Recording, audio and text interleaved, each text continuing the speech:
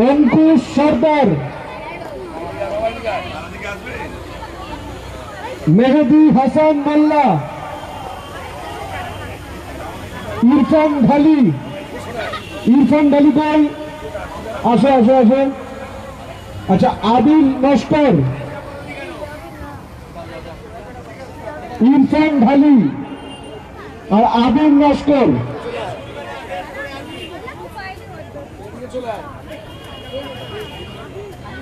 আচ্ছা দেখুন, যে বয়সে আমরা মায়ের কোল থেকে নামতে চাই না, আর এই বাচ্চারা 10 কিলোমিটার ম্যারাথন কমপ্লিট করে জোরে জোরে একবার করতালি হয়ে যাক আমাদের বাচ্চাগুলোর জন্য।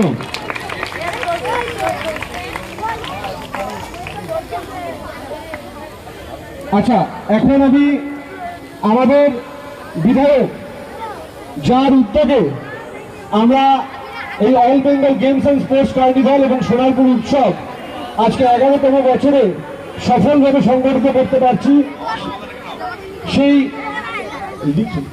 তো সে আমাদের বিধায়ক, আমাদের ঘরের মানুষ, কাছের মানুষ ফিটনেস বিভাগের মহাশয়কে আমি একটু ডেকে নেব আমাদের এই 7 জন বাচ্চাদের মধ্যে যারা বিজয়ী হয়েছে তাদের পুরস্কৃত করার জন্য।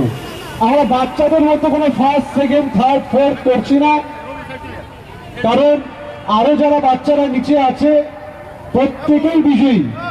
আমরা প্রথমে ঠিক করেছিলাম 5 জন বাচ্চাকে দেওয়া হবে, কিন্তু তারপর আমাদের বিধায়ক অনুরোধ করলেন যে আরো একটু যদি বাড়ানো যায় তো 7 জন এই শিশু ক্রীড়াবিদদের হাতে আমরা পুরস্কার তুলে দেব। আর বিধায়ক ফিটনেস বিভাগের মহাশয়কে অনুরোধ করব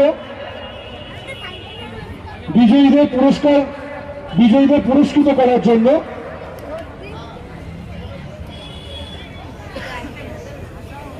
সকলে জোরে করতালি দেবেন আমাদের এই শিশু প্রতিভা যারা রয়েছেন তাদের জন্য।